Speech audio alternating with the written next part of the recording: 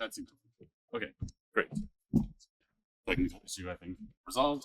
All right, so it's not uncommon for levels for video games to be stored in a text file format, right? So 2D tile-based levels, generally speaking, oftentimes stored as text in databases and things like that for levels. So, for example, there's the VGLC, the video game level corpus, which has its database of a lot of levels from different video games. For example, this is Super Mario Bros. 1.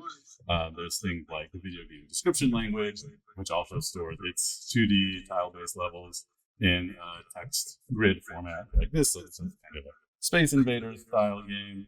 And then there's also the Boxobon dataset, which has a lot of Sokoban style levels, and they store levels like this as well. But they have like multiple levels in one file usually, but one individual level looks something like this. And oftentimes, or sometimes, we will actually want to make images of the levels that we use in games. For example, if we generated some levels, or if we did some kind of analysis of levels, we want to make a figure or an image of that to put in a paper. Maybe something kind of like this, right? So images of these tile-based levels can be very useful instead of just having them in text format. And levels oftentimes have some kind of metadata associated with them beyond just the tiles. For example, solution paths, areas of interest, etc. Sort of like the highlight or draw the viewer's attention or that. And so to support this kind of thing, we developed this tool called Level2Image, which, as the name kind of implies, it takes a level and produces an image from it.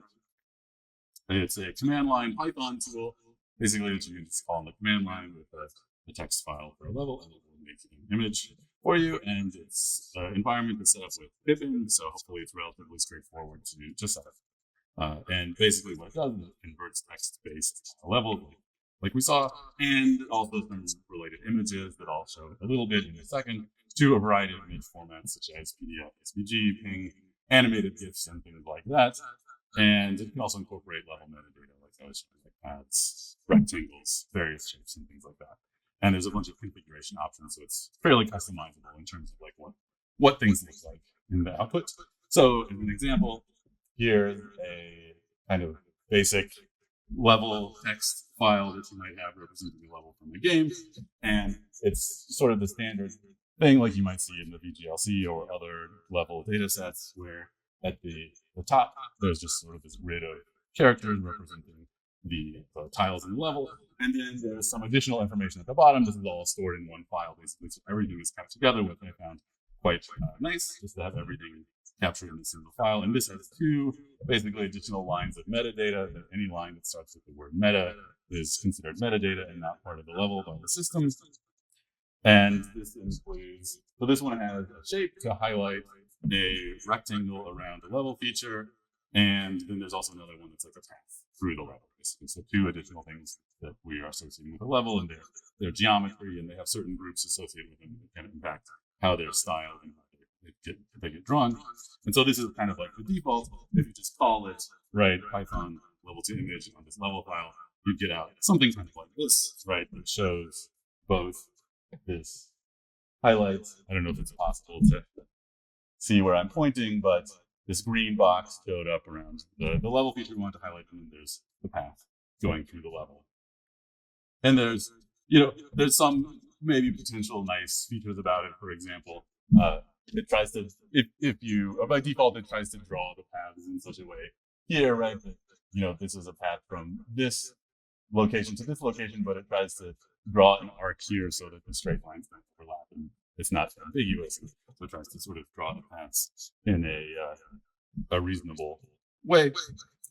And then, of course, you can also, instead of just using text, you can provide something like a text tile to text image mapping like this in a folder, and it will, use image tiles and that kind of thing, and draw the same metadata over the top of it. Or you can just turn off the metadata drawing entirely and just get an image, a tiled image of your level, right? So it's, I figure there's a decent chance many people have implemented this kind of thing themselves already. So it might be useful to kind of have a more shared kind of resource where everyone doesn't have to keep re-implementing this same kind of system. And then there's other kinds of styling. For example, this is a cave kind of level with, again, some information about the path through it, as well as the tiles on the path. And this would look something like this by default. You can, showing some of the styling options. You can draw it without the path. You can draw it with the path and highlight the path tiles. You can highlight like the border of tiles that are part of the path and that aren't, if you want to highlight that.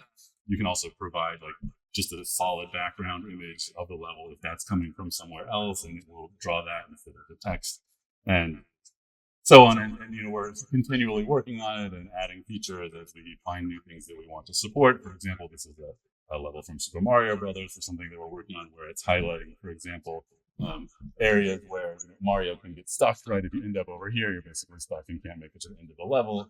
Or if you end up in these areas that are sort of hatched the other way, then you're definitely going to fall into the pit and lose the level at that point, right? So we're continually adding sort of different styles and visualizations and that kind of thing. For example, Kayla recently added this montage feature where if you give it a whole bunch of level files at once, it will basically make a montage table for you, and that's relatively straightforward to do. And as I mentioned before, it will also make animated GIFs and that kind of thing. So if you give it a bunch of level files, it will make an animated GIF and show that. In fact, interestingly enough, it relates to one of the questions that was related before. This middle example is a lock and key. And so you can see the player who is the green one, the blue one picks up the key. By default, they're the @ and when they pick up the key, they change into the ampersand, so they change into a different character. And then once they unlock the door, they lose the key and they change back into the @ So it's kind of something that was related to a question that was asked before. And that's it. Thanks. It's here on GitHub if you want to check it out. I didn't make a QR code, but it's there online.